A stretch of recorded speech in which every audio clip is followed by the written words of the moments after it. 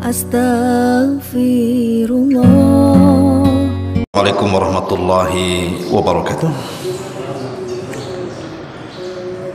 Alhamdulillah wassalatu wassalamu ala Rasulillah wa ala alihi wa sahbihi wa mawalah wa la hawla wa la quwata illa billahi wa ba'du. Alhamdulillah, di pagi hari ini kembali kita bisa duduk untuk berthalabul ilmi, melanjutkan kajian semalam, masih bicara tentang rahasia malam Lailatul Qadar.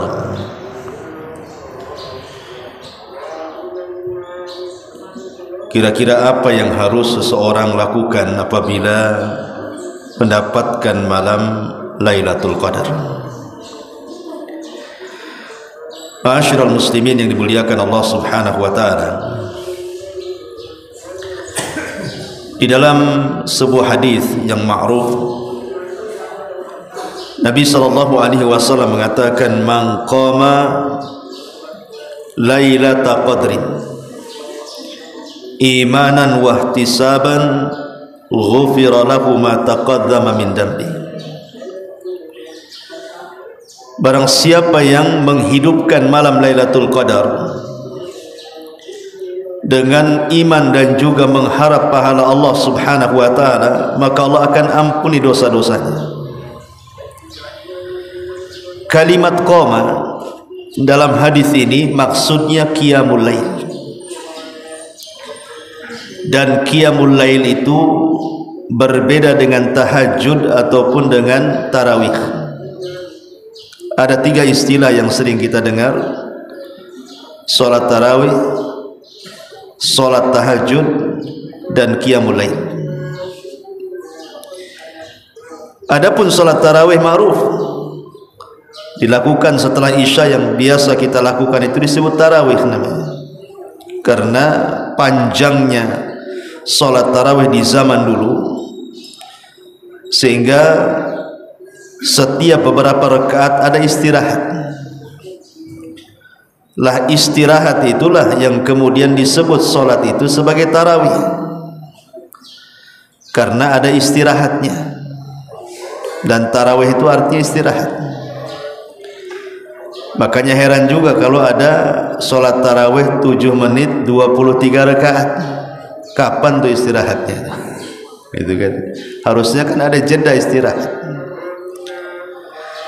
Adapun tahajud, istilah tahajud itu dilakukan setelah tidur.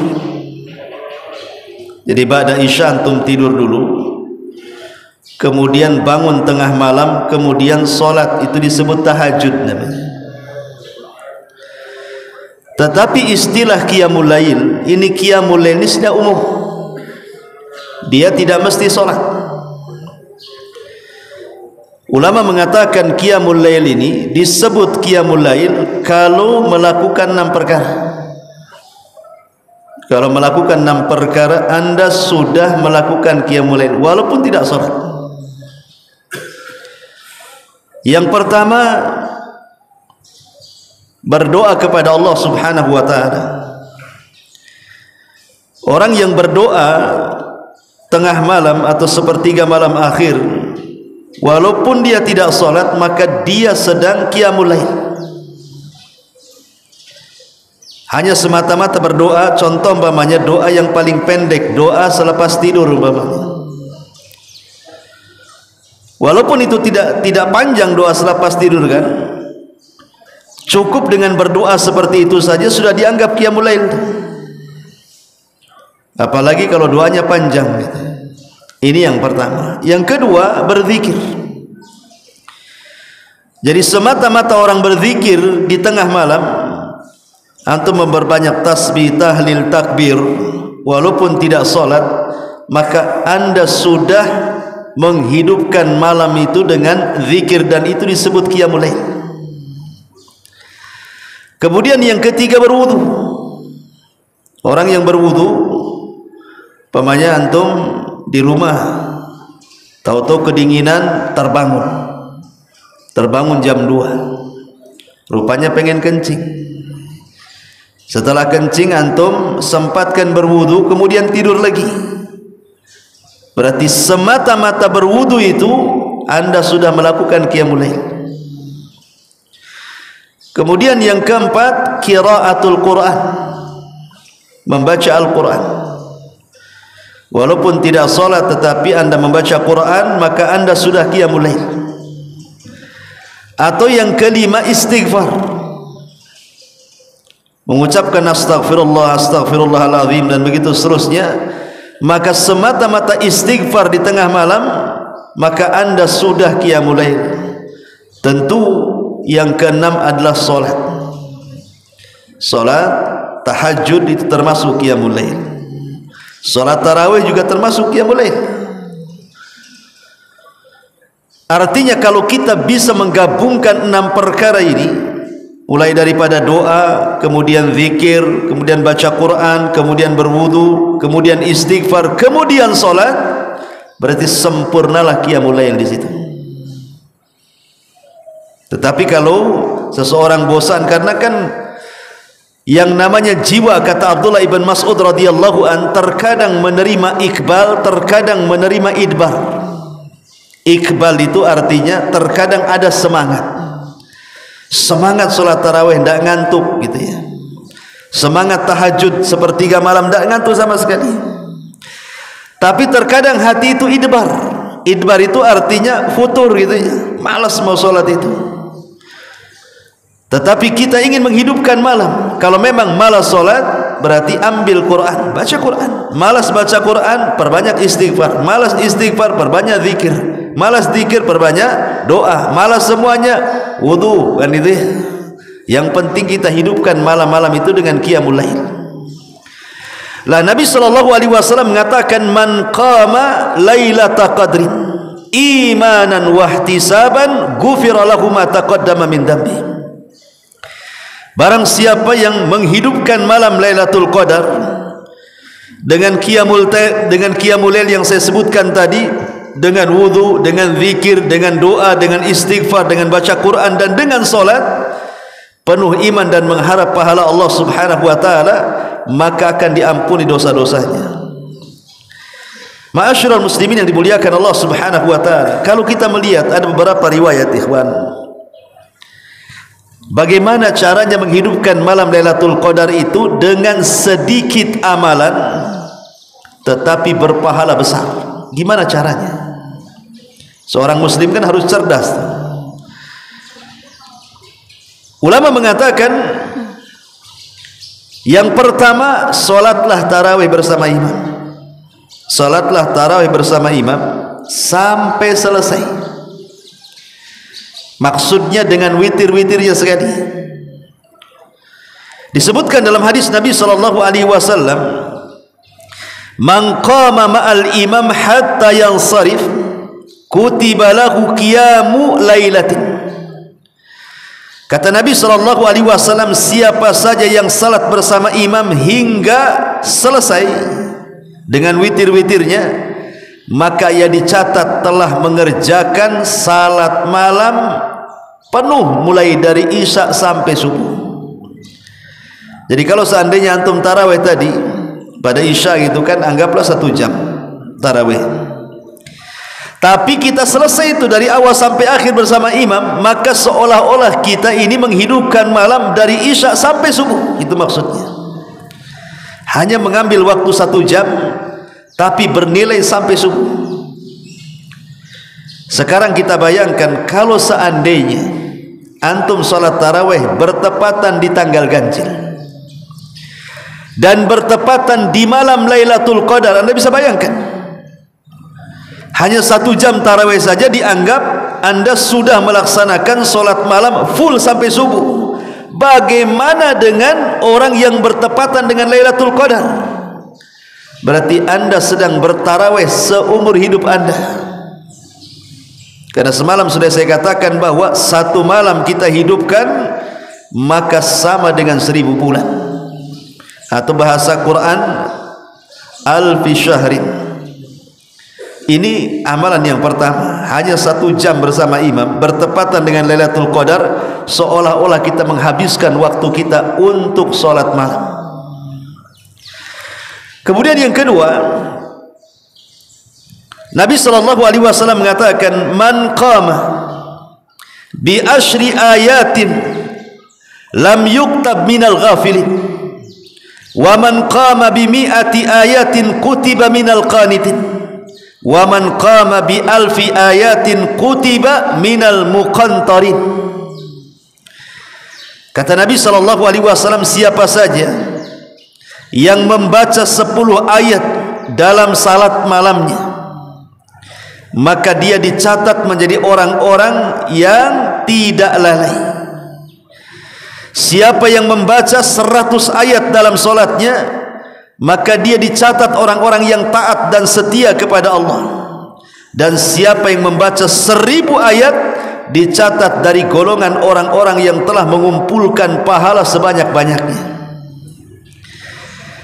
Ma'asyiral muslimin yang dimuliakan Allah Subhanahu wa taala, seandainya umpamanya setelah antum tarawih, kayak tadi umpamanya kan ada qiyamul lail, imam membaca bukan 1 ayat 2 ayat tuh. Kalau 1 jam juga itu bisa 100 ayat lebih yang dibaca. Berarti kalau seandainya kita solat bersama imam, imam membaca 100 ayat lebih dari awal sampai akhir kan, berarti kita ini dicatat oleh Allah Subhanahu wa taala orang-orang yang setia. Dan kalau seandainya 1000 ayat, maka kita dicatat oleh Allah Subhanahu wa taala orang yang mengumpulkan pahala sebanyak-banyaknya yang tidak ada yang tahu kecuali Allah Subhanahu wa taala. Makanya beruntunglah orang-orang yang hafid Al-Qur'an, yang banyak hafalan Qur'annya, dia bisa memanfaatkan malam-malam Lailatul Qadar itu dengan tahajud dan bisa membaca ayat sebanyak-banyaknya. Makanya dalam sejarah ada 4 orang yang menghatamkan dalam 1 rakaat Al-Quran. Anda bisa bayangkan, dalam sejarah ada 4 orang yang menghatamkan dalam solat witir 1 Quran. Siapa mereka? Pertama, Utsman ibn Affan, dia menghatamkan Al-Quran dalam 1 rakaat. Yang kedua, Tamim ibn Aus Ad-Dari, orang yang pernah berjumpa dengan Dajjal, dia pernah menghatamkan Al-Quran dalam 1 rakaat. Yang ketiga, Abu Hanifah ma'ruf yang mencetuskan mazhab Hanafi. Dan yang keempat, Sufyan Ats-Tsauri itu kalau sujud 7 kali putaran tawaf itu baru diangkat kepalanya. Bayangkan putaran tawaf itu berapa itu? Mau anggap 1 jam sujud, ya antum bisa sujud 1 jam tapi gak bangun. Ngoro antum di situ, kelamaan, lehernya capek gitu ya. Lah 4 orang ini menghabiskan malam itu dengan membaca Quran sebanyak-banyaknya. Artinya kalau seandainya kita bertepatan dengan Lailatul Qadar, kemudian kita membaca dalam tahajud kita 100 ayat saja, berarti dicatat sebagai orang-orang yang taat kepada Allah. Jadi seumur hidup kita ini sedang di atas ketaatan gitu maksudnya. Luar biasa. Hanya membaca 100 ayat saja. Ustadz, kalau saya 100 ayat nggak hafal Al-Baqarah saya, Ustadz. Lah gampang, surat-surat pendek saja. Tapi saya cuma 2 surat aja, itu pun 2 kul. Qul a'udzu birabbil falaq dan qul a'udzu birabbin nas. Ya sudah, itu aja diulang-ulang dalam salat itu. Kan enggak ada masalah mengulang-ulang surat dalam salat. Ya. Ma'asyiral muslimin yang dimuliakan Allah Subhanahu wa taala, ini yang kedua. Yang ketiga, biasakan di malam 10 terakhir Ramadan ini berwirid. Entah wiridnya dari Quran, umpamanya yang mudah saja, membaca surah Qul huwallahu ahad, Allahus samad, lam yalid walam yulad walam yakul lahu kufuwan ahad. Umpamanya kita baca Quran dah malas nih kan, karena kelamaan haus gitu kan, malas. Ya sudahlah, sambil nyandar-nyandar di tiang gini kan, Qul huwallahu ahad, Allahus samad, lam yalid walam yulad walam yakul lahu kufuwan ahad. A'udzubillahi minasyaitonir rajim. Bismillahirrahmanirrahim. Qul huwallahu ahad, Allahus samad, lam yalid walam yulad walam yakul lahu kufuwan ahad. 3 kali saja. Karena Nabi SAW mengatakan, siapa yang membaca surah Qul huwallahu ahad itu, maka sebanding dengan 1/3 Quran. Berarti kalau seandainya 2 kulhu, 2/3 Quran. Kalau 3 kulhu, hatam antum al-Quran. Jadi menghatamkan Quran itu gampang. Baca kulhu 3 kali saja, hatam al-Quran. Kalau seandainya kita ini membaca kulhu 3 kali setiap malam di 10 terakhir Ramadan ini, mulai malam ini, besok lagi sampai selesai, pastilah ada yang bertepatan dengan Lailatul Qadar kan? 3 kulhu yang antum baca itu pasti ada yang bertepatan dengan Lailatul Qadar.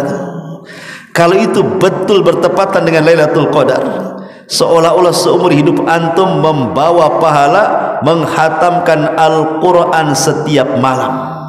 Luar biasa ya. Seumur hidup antum menghatamkan Al-Quran, membawa pahala menghatamkan Quran. Maksudnya ini bandingan pahala ya. Ya tentu orang yang membaca Quran dari Al-Fatihah Al-Baqarah sampai selesai lebih utama, karena setiap satu huruf 10 pahala kan gitu ya. Tapi kalau seandainya udah malas, zikir malas gitu ya, maka bacalah surat-surat yang sudah jelas-jelas pahalanya. Kalau itu bertepatan dengan Lailatul Qadar, maka kita akan membawa pahala sebanyak-banyaknya. Atau kalau seandainya malas membaca Quran, zikir yang lain, zikir yang mudah. Seperti Nabi SAW mengatakan, barang siapa mengqala subhanallah wa bihamdihi, barang siapa yang mengucapkan subhanallah wa bihamdihi mi'ata marratin, sebanyak 100 kali, subhanallah wa bihamdihi, subhanallah wa bihamdihi, subhanallah wa bihamdihi, 100 kali saja setiap malam 10 terakhir Ramadan ini, mulai dari tanggal 20 sampai akhir gitu ya, pokoknya 100 subhanallah bihamdi, subhanallah bihamdi. Apa coba bayangkan pahalanya? Kata Nabi SAW dalam sebuah hadis yang sahih, khuttat anhu khatayahu wa in kanat mithla zabadil bahri. Siapa yang mengucapkan subhanallah bihamdihi berapa kali? 100 kali, maka kesalahannya akan dihapuskan walaupun kesalahan yang kita bawa itu sebanyak buih yang ada di lautan. Siapa yang bisa menghitung buih di lautan, ikhwan? Gak ada yang bisa menghitung buih di lautan kan? Gak ada ceritanya orang bisa menghitung buih di lautan itu. Tapi kalaulah seandainya ada orang membawa dosa sebanyak buih di lautan, cukup membaca subhanallah wa bihamdi 100 kali, itu sudah bisa menghapuskan dosa-dosa kita. Bagaimana kalau ucapan subhanallah bihamdihi bertepatan dengan Lailatul Qadar, ikhwan? Berarti seumur hidup antum Allah hapuskan dosanya. Kan ringan saja kan? Udah malas sholat, malas baca Quran, dan ngantuk-ngantuk, udahlah baca saja subhanallah bihamdi, subhanallah bihamdi 100 kali. Bertepatan dengan Lailatul Qadar, seumur hidup dosa kita diampuni. Luar biasa ya. Sebenarnya kan enteng ini zikir-zikir seperti ini. Atau umpamanya kalimat yang mudah, kata Nabi SAW, kalimatani khafifatani ala lisani thaqilatani fil mizani habibatani ala rahmani subhanallah wa bihamdihi subhanallahil azim. 2 kalimat kata Rasul, ringan di lisan, berat dalam timbangan, dicintai Ar-Rahman, subhanallah wa bihamdihi subhanallahil azim. Coba setiap malam 10 terakhir Ramadan itu antum baca subhanallah wa bihamdihi subhanallahil azim. Pasti ada yang bertepatan dengan Lailatul Qadar tuh setiap malam kan? Pasti nanti dalam tanggal-tanggal ganjil itu, entah 21, 23, 25, 27, 29, kita hidupkan sajalah dengan bacaan subhanallah bihamdi subhanallahil azim ini di 10 terakhir Ramadan. Ketika itu bertepatan dengan Lailatul Qadar, ikhwan, bayangkan, berarti seumur hidup kita sedang memberatkan timbangan tuh. Luar biasa. Sampai-sampai ada kisah tentang kalimat subhanallah bihamdi subhanallahil azim ini. Jadi seorang syekh bercerita begini, ada seorang yang sudah tua. Orang ini bukan ulama, bukan orang soleh juga, ya dia orang biasa tapi suka ke masjid. Ya, kejadiannya di Timur Tengah sana, di Saudi. Jadi orang tua ini entah kenapa gitu ya, selepas sholat tiba-tiba dia datang kepada imamnya, imam rawatibnya, dan mengatakan, ya imam, alimni hadisan Nabi sallallahu alaihi wasallam, tolong ajarkan kepadaku satu hadis Rasul dan saya ingin berdakwah dengan hadis itu. Maka imam ini kaget karena tidak pernah ada makmum datang mempertanyakan soal hadis. Tetapi sang imam ini cerdas, dia terbayang hadis tadi. Oh begini ke, saya hafal satu hadis Nabi sallallahu alaihi wasallam, kalimatani khafifatani ala lisani thaqilatani fil mizani subhanallah wa bihamdihi subhanallahil azim. Dua kalimat ringan di lisan, berat dalam timbangan, dicintai Ar-Rahman, bacalah subhanallah bihamdihi subhanallahil azim. Langsung dihafal sama kakek ini. Pulang dia, di tengah jalan dia ketemu orang, kemudian disetop orang itu. Tunggu dulu, saya ingin ngomong, katanya. Kata kakek ini, ingat Nabi bersabda, dua kalimat ringan di lisan, berat dalam timbangan, dicintai Ar-Rahman, jangan lupa katakan subhanallah bihamdihi subhanallahil azim. Kemudian pergi. Ketemu orang lagi di pasar, berceramah dia di pasar. Orang pasar, ada dua kalimat ringan di lisan, berat dalam timbangan, dicintai Ar-Rahman, baca oleh kalian subhanallah wa bihamdihi subhanallahil azim. Pulang dia ke rumah, dikumpulkan keluarganya dan mengatakan, keluargaku, ingat dua kalimat, katanya. Dua kalimat ringan di lisan, berat dalam timbangan, dicintai Ar-Rahman, jangan lupa kalian membaca subhanallah wa bihamdi subhanallahil azim. Setiap ada orang dia bacakan ayat itu, hadis itu, sampai pada waktunya sang kakek ini sakit parah, kemudian masuk rumah sakit, koma, nggak bangun-bangun 1 minggu. Ketika dia siuman dan sadar, keluarganya senang. Tiba-tiba yang pertama dipanggil oleh kaki ini, aina dokter, mana dokter, mana dokter, katanya. Panggil dokter, katanya. Dipanggil dokter, dipegang tangan dokter. Ya dokter, dua kalimat ringan di lisan, berat dalam timbangan, dicintai Ar-Rahman, jangan lupa dok subhanallah wa bihamdihi subhanallahil azim. Kemudian dia mati. Kisah nyata ini, coba bayangkan, mati dengan membaca subhanallah bihamdihi subhanallahil azim. Dua kalimat ringan di lisan, memberatkan timbangan, dicintai Allah Ar-Rahman. Coba kalau kalimat ini bertepatan dengan Lailatul Qadar, ikhwan, berarti timbangan kita ini seumur hidup diberatkan, karena kan dikalikan 1000 bulan. Luar biasa ya. Ma'asyiral muslimin yang dimuliakan Allah Subhanahu wa taala. Atau mungkin zikir yang lain seperti Nabi sallallahu alaihi wasallam mengatakan, man qala la ilaha illallah wahdahu la syarikalah lahul mulku wa lahul hamdu wa huwa ala kulli syai'in qadir. Gampanglah, la ilaha illallah wahdahu la syarikalah lahul mulku wa lahul hamdu wa huwa ala kulli syai'in qadir. Siapa yang membaca kalimat ini mi'ata marrah, 100 kali. Kita konteksnya malam hari ya, 10 terakhir Ramadan. Kita baca nih kalimat ini 100 kali. La ilaha illallah wahdahu la syarikalah lahul mulku wa lahul hamdu wa huwa ala kulli syai'in qadir. Apa yang terjadi? Kanat lahu adla asyriqab. Pahalanya sama dengan memerdekakan 10 budak. Cukup sampai di sini? Tidak. Kutibat lahu mi'atu hasanah. Dicatat padanya 100 kebaikan.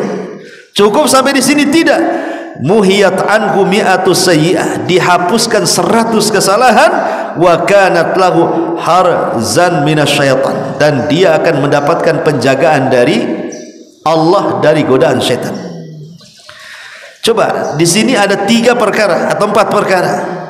Pertama, sama dengan memerdekakan 10 budak. Yang kedua, dicatat 100 pahala. Yang ketiga, dicatat dihindarkan 100 dosa, dihilangkan 100 dosa, kemudian tidak akan didekati syaitan. Kalau seandainya kita membaca bertepatan dengan Lailatul Qadar, ikhwan, apa yang terjadi? Bayangkan seolah-olah seumur hidup kita memerdekakan budak, seumur hidup kita dicatat 100 kebaikan, seumur hidup kita dihilangkan 100 kesalahan, dan seumur kita tidak digoda oleh syaitan. Luar biasa. Sebenarnya kalau orang cerdas itu, ambillah zikir-zikir seperti ini. Ya, kalau memang sudah malas solat, malas baca Quran, ambillah zikir-zikir yang sudah jelas-jelas pahalanya, dan itu banyak sekali. Ini hanya sebagiannya saja yang saya sebutkan. Maka seorang muslim harus cerdas, ambillah pahala-pahala di malam Lailatul Qadar dengan amalan ringan tetapi pahalanya besar. Ini di antara tambahan pembahasan semalam. Subhanaka wa bihamdika asyhadu an la ilaha illa anta astaghfiruka wa atubu ilaik. Allahu ta'ala. Assalamualaikum warahmatullahi wabarakatuh.